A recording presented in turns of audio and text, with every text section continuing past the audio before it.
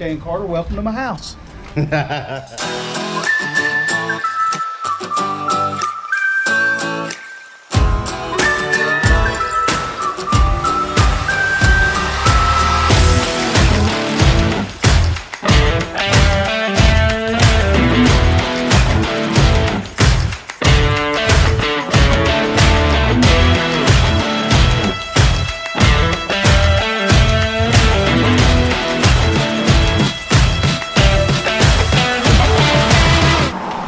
What's up, guys? Welcome to my shop. Run it. I can't take no loss. I don't even know what it costs. I hit the ground, then it go off. Yeah, hit the ground, then it go off. Yeah, I can't take no loss. I don't even know what it costs. Yeah, I hit the ground, then it go off. Yeah, hit the ground, then it go off. Yeah, run it, run it. Ooh, I really feel it's my time, think it's my year. Yeah, I really feel it's my time, think it's my year. Yeah, I really feel it's my time, think it's my year. Yeah, I really feel it's my time, think it's my. Hi, my name is Dan Carter.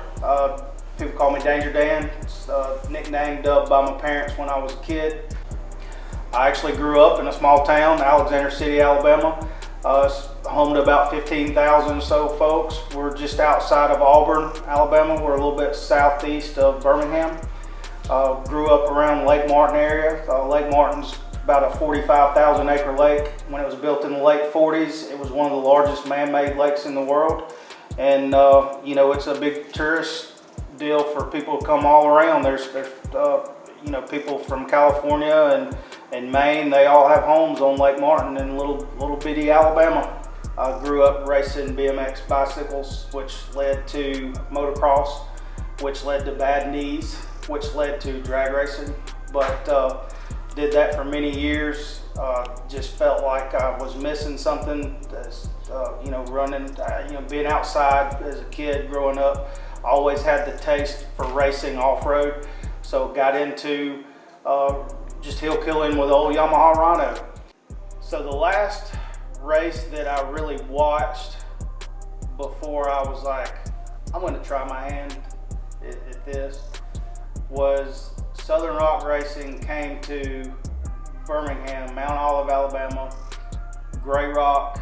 They were racing on the probably the most famous hill in the off-road racing world is Cable Hill.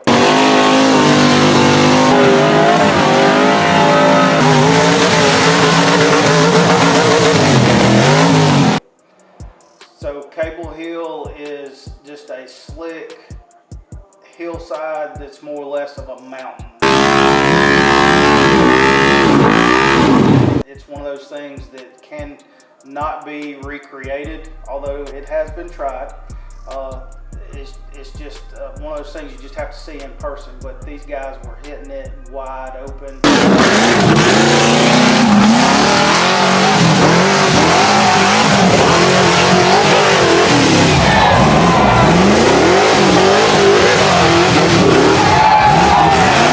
Never lifting, and you know, that kind of fell into my driving style, that I kind of felt like, okay, there are others that may be a little off camber like I am. The SRS at the time, I mean, that was the biggest off-road racing series that I was aware of. I mean, anytime you would look up any kind of the media guys on YouTube, a lot of their footage came from Southern Rock Racing series, and those guys were legends. Like, to me, they were movie stars. You would see them out and just, you know, walking around, and you say, I can't believe I just saw Bobby Tanner, you know, 5 foot away from me. You know, it just kind of blew my mind. But, you know, it was one of those things that I didn't feel like I was good enough to run with those guys. Like, it was just one of those things. That's why I focused on, you know, running some of the smaller series to start out with. And then Clyde with the Southern Rock Racing actually started doing the bouncers with the UTV cars. So then it started to where, you know, holy crap, we've got to run these big hills that the bouncers are climbing. But even worse than that, we've got to go first. So it's like, you know, all eyes on us. You know, it's how in the world are we, you know, going to climb these hills with these big bouncers with, you know, twice the size, you know, machine, twice the tire size. I mean, just crazy to the fact that a UTV is capable of climbing some of these hills. And at the time, there were some of them that were like, there's no way a UTV could climb that hill. But before you know it, you know, we're actually showing the big bouncer guys how to get these hills, you know, how to hit them where the lines are. But it's crazy how much this sport has evolved over the past 5 years or so that I've been a part of it. Rock bouncing is probably one of the world's most violent sports. You know when you're running a race that you're not going fast enough if you can see straight.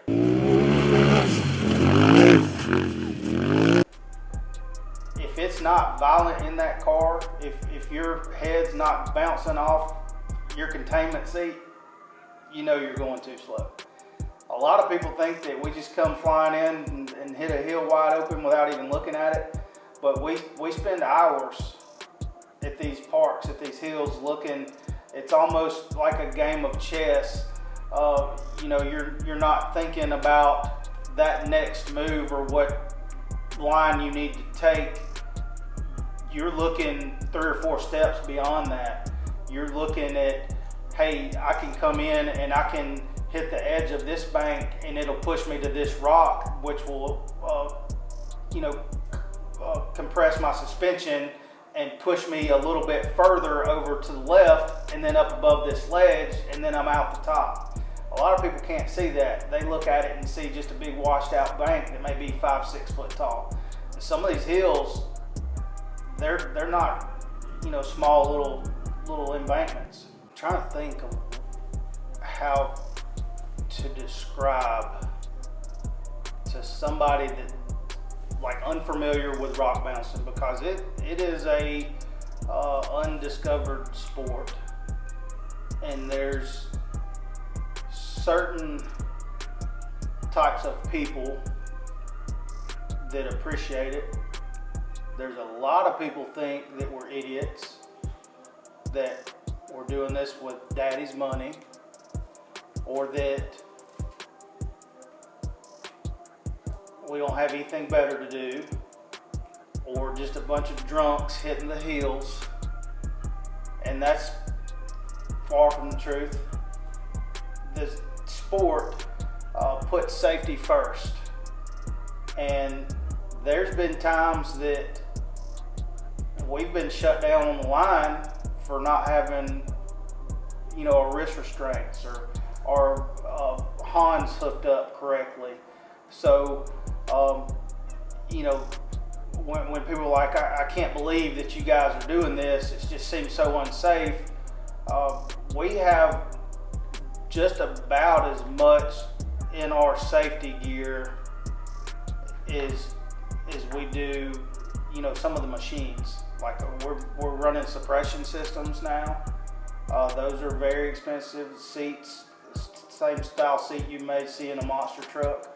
The harnesses aren't cheap. They're swapped out, you know, every season. You know, fire suits swapped out every season. Gloves, helmets, all that stuff. The first of the year, you'll see all these guys wearing new fresh suits, new helmets, new shoes, new gloves. So it's a lot safer than what people think. There is no adrenaline rush that I have ever experienced than hitting a hill wide open, knowing that nobody has climbed that hill, and being the first one out of the top. Then you get to name the hill. I mean, that's pretty cool, because that name's going to stay at that park for that park's entirety of its life.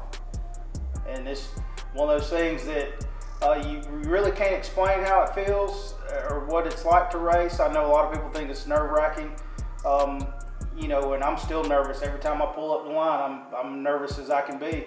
But as soon as, you know, the flag drops and we're headed towards that hill, everything goes away. It's just like a peaceful, quiet serenity that, you know, you hardly ever experience. It's like, and that's maybe one of those things that it's just you know, different from driver to driver, but for me, that's how it is.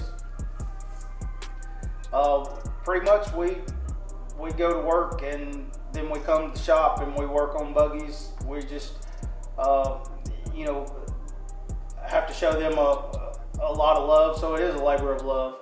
We go to work. We don't have many friends outside of racing because we have devoted, you know, a lot of our spare time to, you know, racing. And you know, it's one of those things that I enjoy it, and anybody that's been bitten by the race bug can understand that. Being self-employed does allow us to, you know, take a day off and go racing, and it's not like we're taking off you know, weeks at a time unless it's just a really big event. We take off about 5 days for Visions, but other than that, like, to us, that's our vacation. Like, we're different people. We're cut from a different cloth. We're not infatuated with going to see the Eiffel Tower or going to see the Great Pyramids. Like, that's cool, you know, but it's not my cup of tea, and I'm okay not being everybody's cup of tea.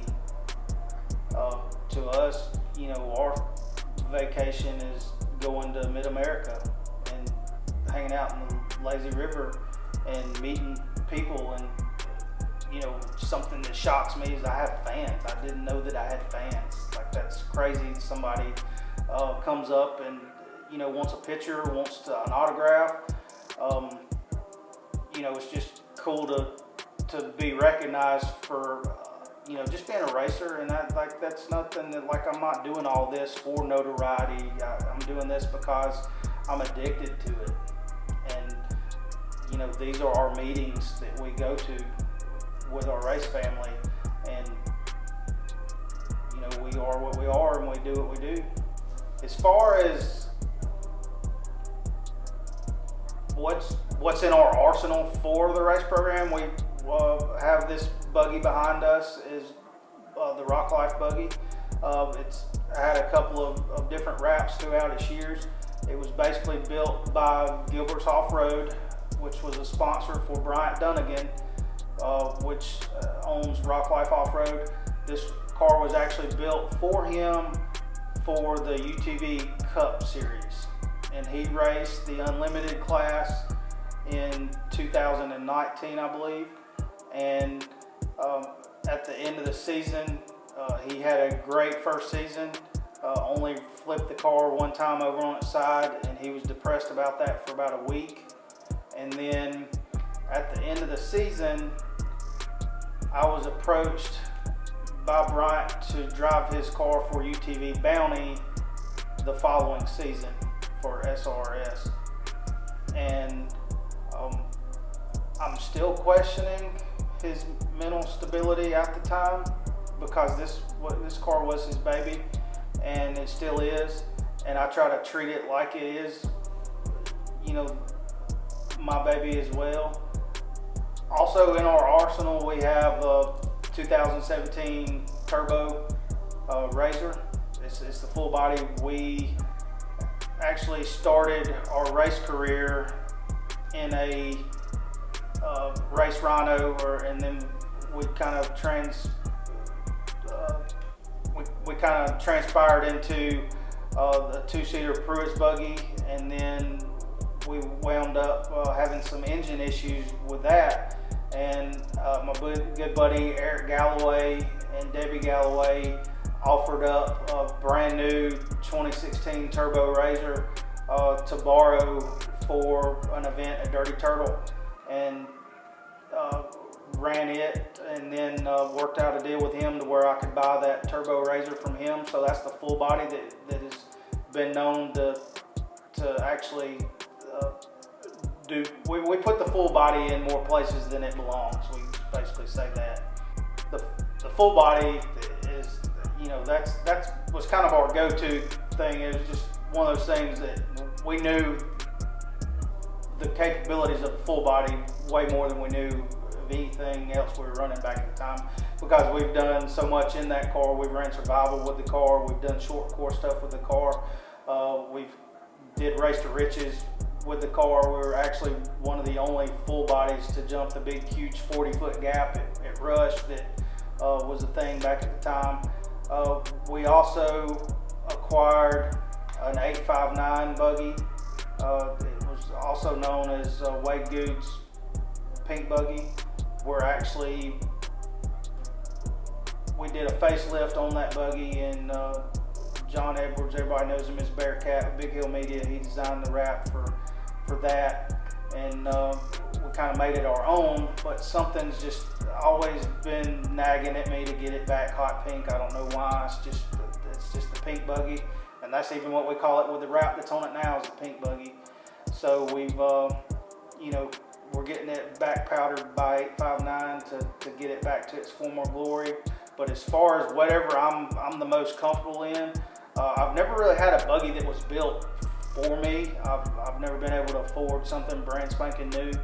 But as far as what I'm most comfortable in, I would say the Rock Life buggy, because I've got more seat time in the Rock Life buggy.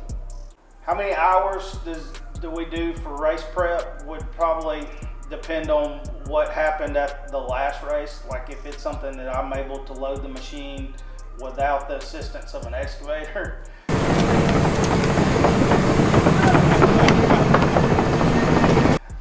then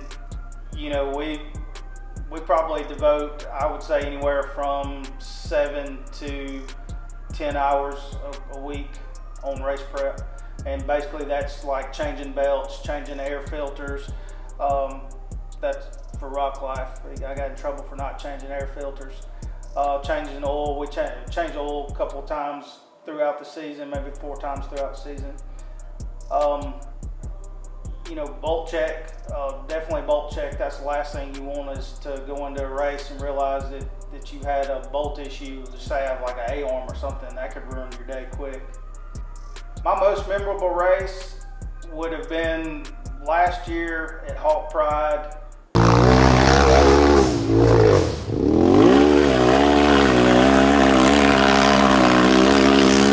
I was one of the last guys to run, and I watched all my race buddies hit the race course, and it just basically shut them down.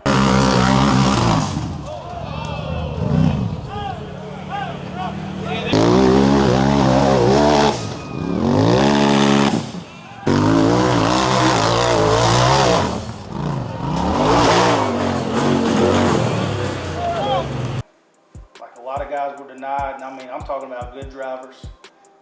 Some of those guys have been racing a long time, and they would hit this hill, and I mean, it would just shut them down.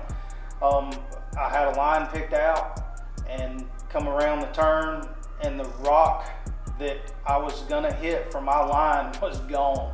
And I didn't know anything other to do is still hit where that rock was and hope that it still come above it. But it threw me where I needed to be, and it was sketchy, but we made it out the top.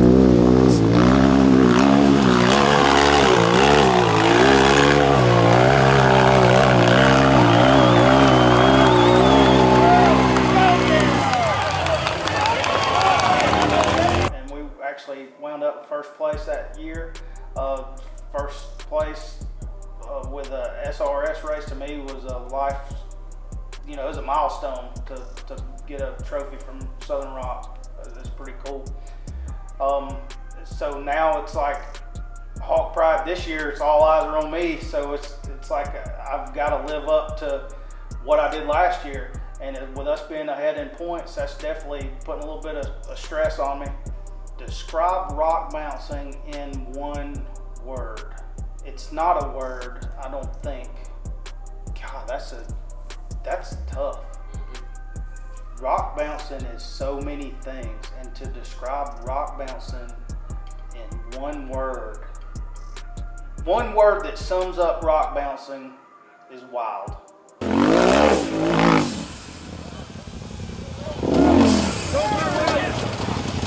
I would like to see the sport basically evolve into something that has the fan base or the national recognition of something like NASCAR. I know there's a big difference between our fans versus like NASCAR fans, and there are some NASCAR fans that are rock bouncing fans.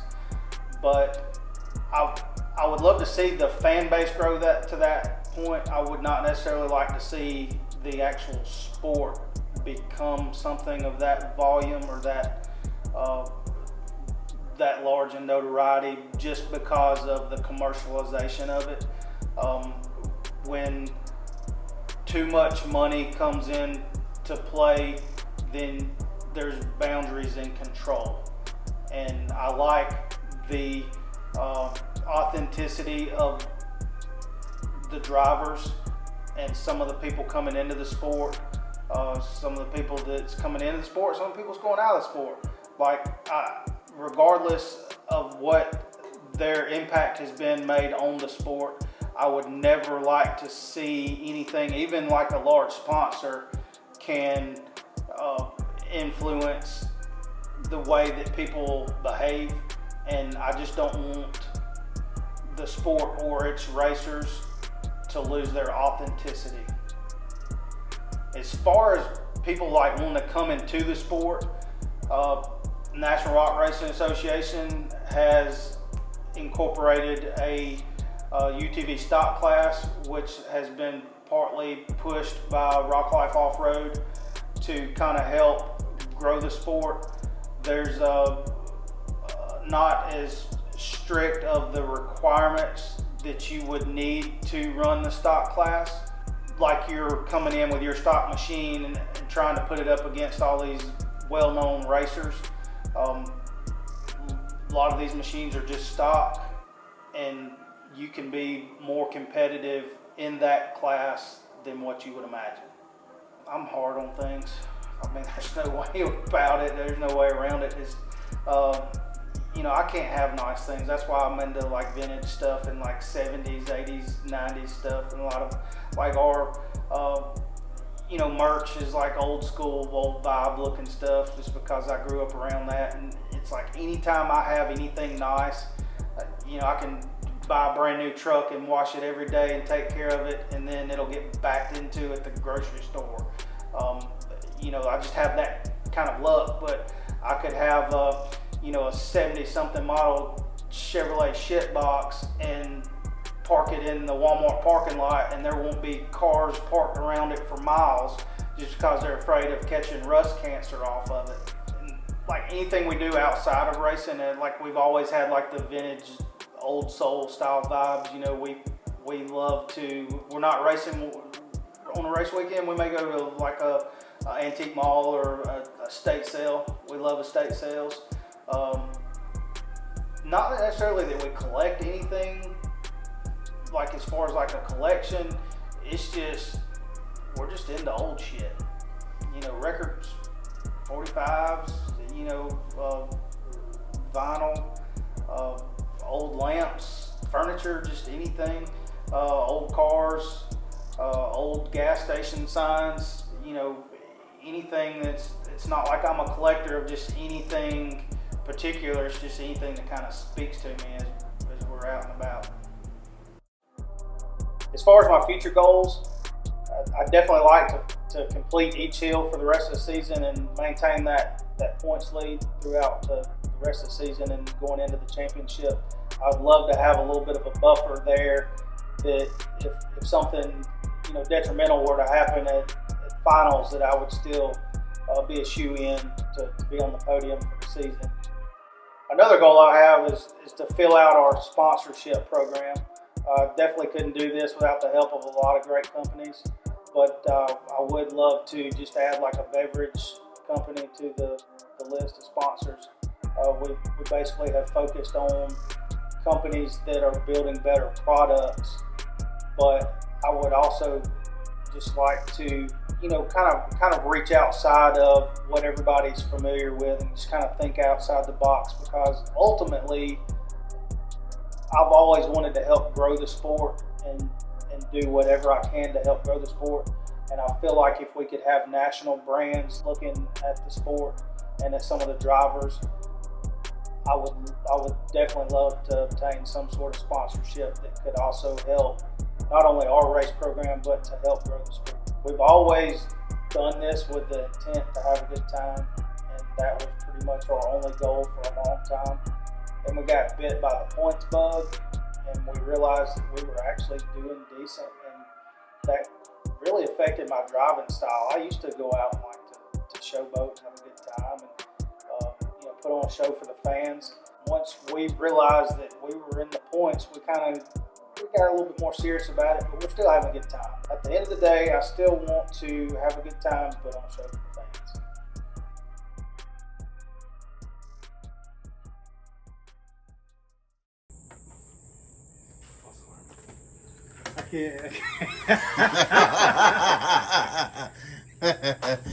What's up, guys? I'm Dan Carter. Y'all come on in.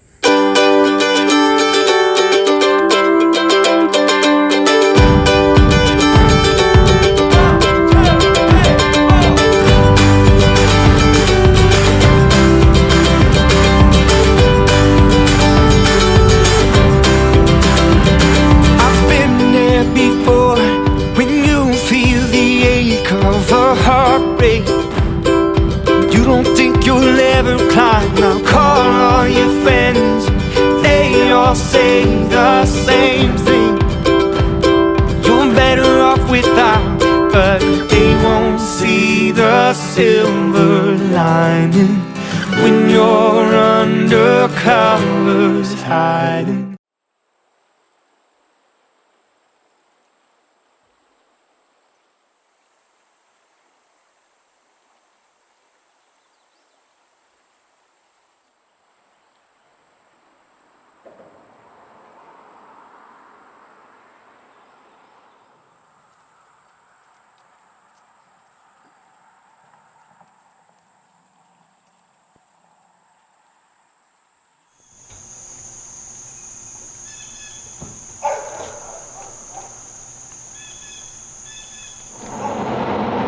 Movie theater. Green Gardener Buddy Cheese, their family owns that. He makes the best sushi. It's that awesome. That's where I graduated. So yeah, all right. So we'll ride by there. All right, so this is the Alex City Jail. They arrested Hank Williams Sr. and the infamous the picture with him going around, whatever, in the jail cell. That was in that jail. So Alex City is basically an old mill town, and this Russell was actually an old cotton mill. And they would spin yarn or whatever. I don't know the logistics of it, but basically they would, yarn, make cotton, and then they would produce sweatpants. So one of the first companies to produce hoodies and sweatpant material. They had a school, Russell School. It was a thing back in the day. So the town was basically built around, Russell Mills, and all these different vacant lots used to be old mill buildings. My grandparents worked for Russell. My granddad actually worked right here. Used to be the boiler. They would put sawdust under that building there, and they had a big boiling plant. So my granddad, he started out doing that, and then worked for them for many years and retired. A lot of different companies have come in after Russell sold out, and that used to be, I think it's called Apprenta Printing, and then they also used to be in this building here. And then some of the buildings that were decent enough to keep kind of up and running, some other companies come in and bought, and I believe I think this is C&J Tech here. I'm not sure what they make, but a lot of like automotive industries. They own a bunch of lake property, and they develop a bunch of lake property. Like they've got thousands of acres around the lake that they'll take a section and develop a neighborhood. This building was actually donated to the city like 10 years or so ago, and the city actually didn't want it, so they turned it down. And then they recently bought it for like $2 million. My grandparents, my great grandparents used to own a store. Like they were like in the timber industry, like back before that was a thing. My great grandfather used to buy like parcels of land. He'd move his sawmill in and cut the timber and run it through a sawmill. So like a lot of these houses in here were built by my grandparents. So where are we going? What are we doing? So Jody's addicted to tea, like gossip and nutritional teas. So we're going where? So we're going to the tea place in Alex City. They have like nutritional teas, and we usually get some before we go to the races.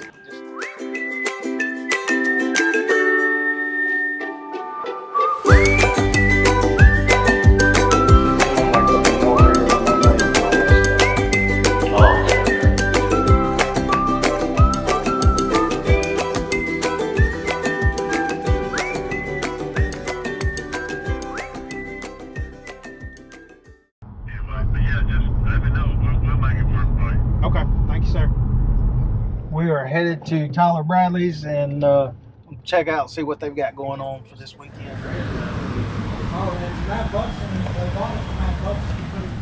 He doesn't have a single, like he ain't pushed nothing on it. What you think, It's gonna Dan? be gnarly. It's gonna be pretty gnarly. What do you think, Mr. Bradley? Yeah, it's gonna be wild. Yeah, I don't know about that. Where's Cooper, what do you that think? dig out spot in it? That's what I want to know. With the dig, if He he, didn't pushed show something, much at the bottom. yeah, that's gonna be wild. That's probably where a tree was or something. Yeah. Dan, he's been good to me. I met him probably 3 years ago now. One of the first guys that I met when I come to the races. Took me in like family, and we've been like brothers ever since. If he needs anything, I'll help him. If I need it, I know he's right there to help me. So, I mean, he's about as good a guy as you can ask to be around.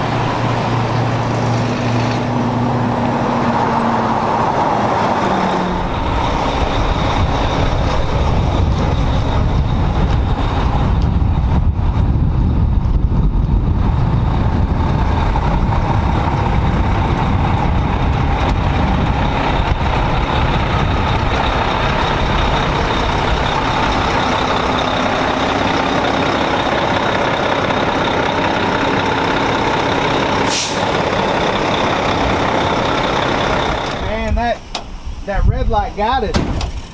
What? The red light got it. It's like I got him slamming on his brakes because he almost ran a red light. And then I got him grinding gears because the non-striving son of a bitch.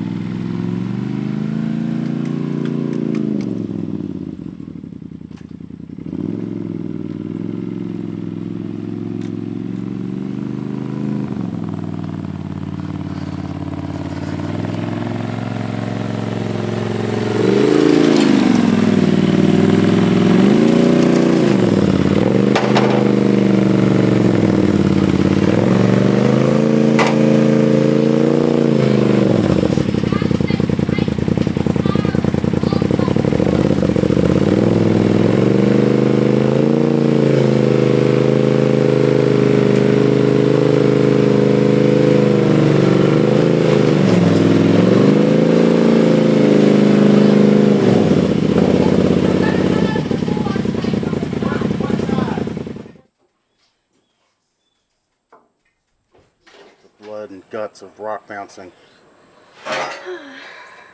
Don't die. I know. What happened? Oh, abuse. This video is actually footage to prove the abuse at Dan Carter Racing. And we have proof. Yeah. Where's my check? Yeah. So we are leaving my shop in Alexander City, Alabama, and we are headed to Hawk Pride Off-Road in Tuscumbia, Alabama, which is about a 3.5 to 4 hour drive, depending on traffic. Hoping we don't get stuck in rush hour traffic in Birmingham. So we, once we kind of get on the road, like, I wouldn't say we actually get on the road until like an hour in the trip. Like everything kind of gets settled down. So we do this thing. We put on Turn right on 6th Street, then take the first we left. put on like Pandora, and we do we listen to like whatever jams we want to listen to, and then when it's like, okay, what do you want to listen to, we start alphabetically with A, and then it's like we may listen to 5 or 10 seconds of a song, but just for reference, like A, we'll like come up with a band or a song A, so AC/DC. So we'd listen to like AC/DC, like a little bit of a song, and then it'd be like, okay, B, so go for like Back in Black with AC/DC. Or, you can change the group or a person. So it'd be like Beyonce, or C would be like Candlebox, or a song that starts with C, the band Cinderella, or I'm pretty sure there's a song called Cinderella, but it's like whatever, doesn't have to be a particular genre or whatever, but that's how we decide what we want to listen to. And then by the time we get to like Z, we're over it, or it's time for a fuel break or something like that. Kind of acquired the Rock Life buggy to run the Bounty series, and then we had the pink buggy and then the full body, so we could only take 2 rigs at a time. And then it got to where I was like, okay, well, it'd be nice to get to an event if we had like a catastrophic breakdown, we'd have a spare rig. So I was like, I need to start taking all the rigs with me if we need it.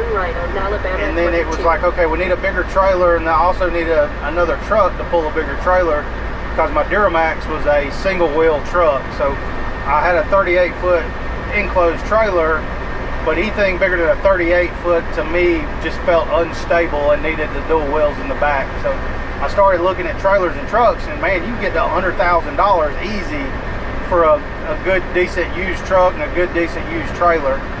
So then I started kind of searching around like semis and stuff like that, and then found this, and it was one of those things that I could get twice the truck for half the money.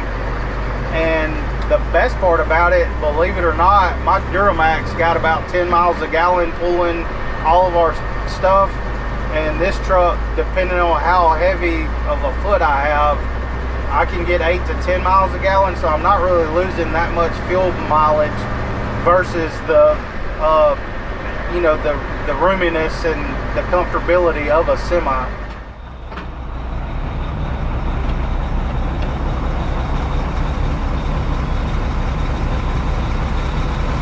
So what's it cost to fill this thing? Man, I have no idea. I can't afford to fill it all the way up. Usually, like, I'll put about a couple $100 in here, and that'll get us to and from a race.